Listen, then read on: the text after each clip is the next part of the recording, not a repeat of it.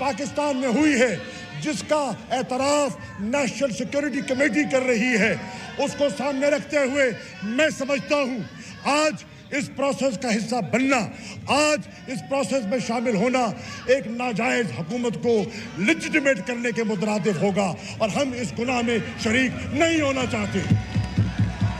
जनाब वाला, मैं तहरीक इंसाफ का वजारत उज़्मा का कैंडिडेट था।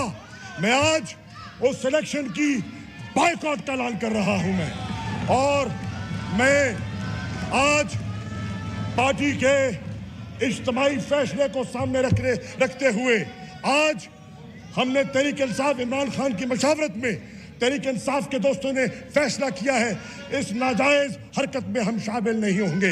हम आज़ाद पाकिस्तान के ख्वाह हैं। आज हम मुस्तफ़ी होने का ऐलान कर रहे हैं। खड़े हो, हम सब मुस्तफ़ी होने का ऐलान कर रहे हैं और इंशाअल्लाह ये एक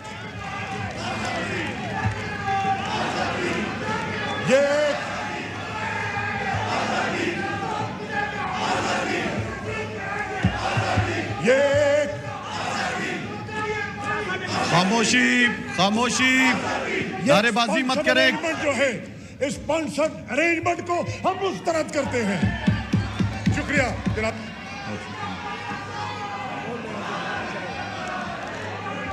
जी,